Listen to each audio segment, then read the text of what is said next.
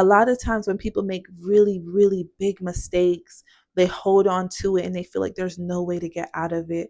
But there is, because God has given you a second chance. So if God has given you a second chance, you should give yourself a second chance. With him, I know I can stand no matter what. Let me shake off the wiggles. Let me shake off the wiggles. Hi.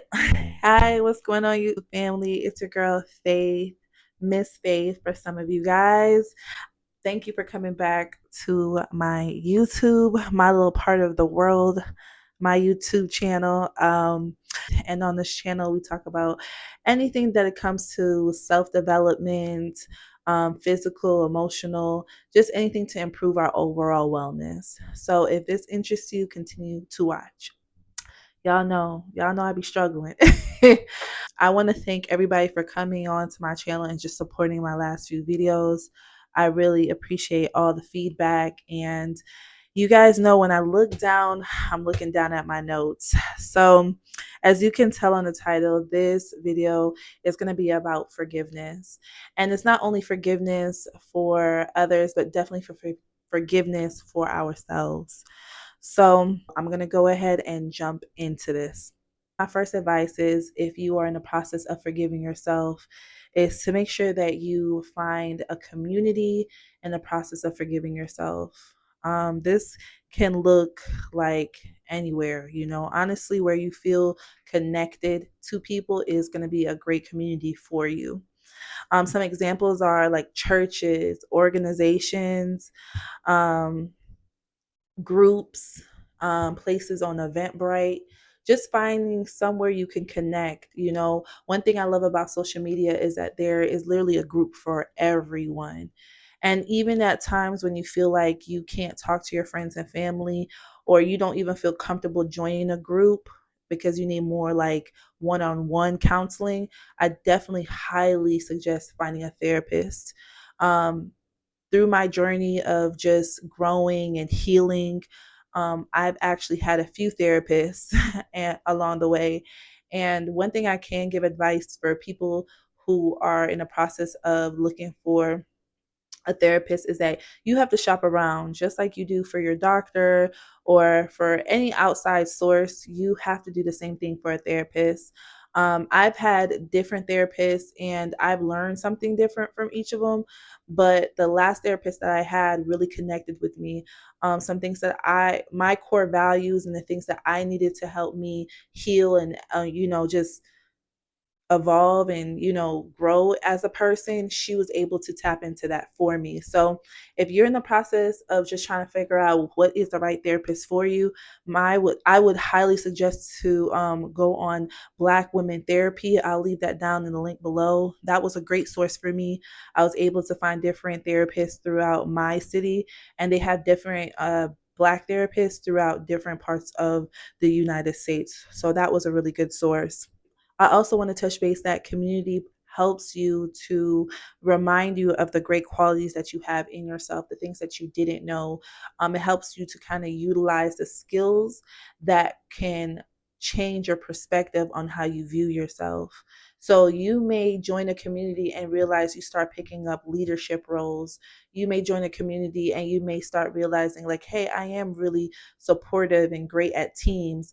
Like, community helps you to just highlight the skills that you've been passively ignoring, because nine times out of 10, our skill sets that come natural to us, we usually take that for granted because it comes natural. But when you utilize those skills and you utilize your gift, then you remind yourself of the great qualities that you do have that can help you kind of just move on from the things that you've done in the past. There was a point where I used to have the same narrative over and over. So I used to have a certain narrative that I used to just kind of say over and over. And I think it was subconsciously, I wasn't even aware of it. I was like, hey, I turned out like this because of this. And I would say this narrative constantly. And it actually was very crippling. It took away from the fact that, hey, this has happened to you, but you have been healing. You have been working on this. You have done so much from this experience in your life. And one thing that I've learned in the process of forgiveness, forgiving yourself, is that you have to break away. You have to break away from those chains, those those bondages, those old narratives about yourself. You are forgiving yourself so you can move forward to being the person that you want to be, that you are designed to be. And so changing the narrative is important, breaking away from those old, habits. Like you are in the process of changing yourself. So creating new habits and routines is going to help you break away from those old patterns. If you keep, like, for instance, when I come home from work, I used to jump on my couch and immediately open up Netflix. I used to just binge watch Netflix till I fell asleep and I woke up for work the next day. I found that to be crippling for me. That actually made me more depressed because I wasn't utilizing my time properly.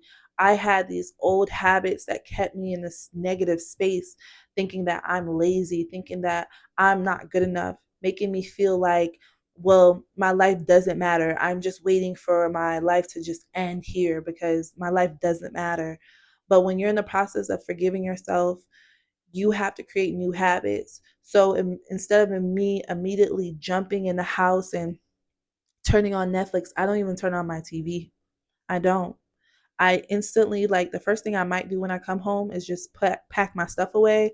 I might take a quick nap and then I'm going to the gym. I find that changing up this routine has allowed me to feel like, okay, I moved my body for today. Moving is allowing me to just feel more. I could put my stress somewhere in a healthy place. And it doesn't even have to be in the sense of exercising, but it can be in the space of like meditating. It could be taking time out to actually doing something creative for yourself, something that you've been kind of just, brushing off. I know a lot of people are into a lot of different type of hobbies. Getting back into your old hobbies can really help you to remind yourself that, you know what, I kind of lost track of where I am, but this is where I am now, if that makes sense. This is something that um, I struggled with and I continue to work on.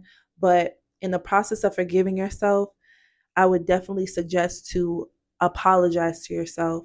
Apologize to the younger you. Apologize to that inner child. Apologize to that broken woman. Apologize to that person because you did not know. And sometimes when you don't know, you only utilize the tools that you have. But now you know what you didn't know. And that's the key of forgiving yourself. I knew that when it was time for me to forgive myself, I had to realize, like, hey, you didn't know that at the age of 15. You did not know that at the age of 18. You didn't know that in your 20s, but now you're in your 30s. Now you know. And I have to remind myself, I know this now. So now what am I going to do with this tool? Because now I can no longer ignore it. Now you can't blame, oh, my mom didn't teach me this. No one told me this. You can't utilize that. You can't use that as an excuse anymore because now you know about this tool. So how are you going to utilize this tool? And again, that's why I go back into community so they can provide you support and resources because when you are in the process of forgiving yourself, you have to come to a point where you're like, hey, this is where I'm at. And I am going to apologize to myself. I'm going to look at the woman in the mirror and I'm going to embrace her. A lot of times we like to look away from who we are because we don't want to deal with our problems, but our problems don't go anywhere until we deal with them. So, really getting to a point where you apologizing to yourself is a really big step, but it's going to be the step that helps you move forward. As I like to say this, you guys, you can sit here and watch this YouTube video. You can go even stroll on Instagram and find someone who says the exact same thing I'm saying. It's not like you've never heard of this message. It's these advices are not things that you haven't heard before, but it all starts with changing. You have to start now.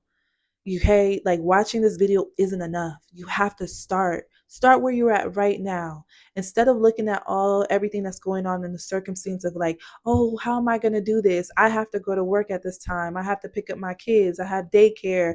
You got to really sit down with yourself and say, hey, I'm going to start right now. Whatever right now looks like, start from where you have it. Like, I'll give you an example. Right now in my fridge, right? I remember like when I was in the process of like trying to change my eating habits, I remember saying to myself, oh my gosh, like I've been eating horribly all day. You know what I did immediately after eating horribly? I boiled some tea. I boil some tea because I know tea is going to make me feel better. It's going to help with my digestive system.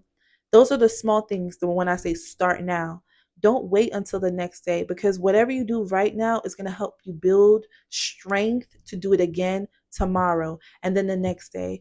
I was talking to my cousin Freddie, and shout out to my cousin Freddie because he has some really good advice. But he told me, he was like, hey, cuz, you know, showing up, people assume when you show up every day, you have to show up at 100%, and you don't.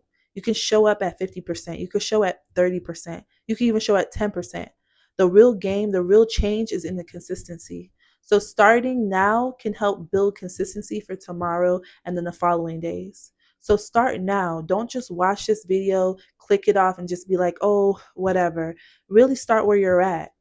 Look at your settings right now. If you're in a room or if you're in your car, wherever you are, look at your situation and start now.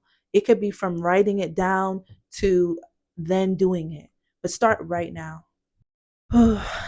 Being honest with yourself is important. Being honest with who you are, where you want to go. Being very straightforward to the woman that is in the mirror, for the person that is in the mirror. Definitely be honest with where you're at. Because if you continue to go on social media and you're scrolling and you're trying to be somebody else, you're never going to be you're never going to be who you're supposed to be. Because people on social media, anybody could show you anything, anybody could be anything, but you are unique, you are different, your path is for you. So definitely be honest with yourself, be open with yourself, be transparent with the things that you want to work on. You're not perfect and I'm not perfect at all, but be honest so you're able to begin this process of forgiving yourself.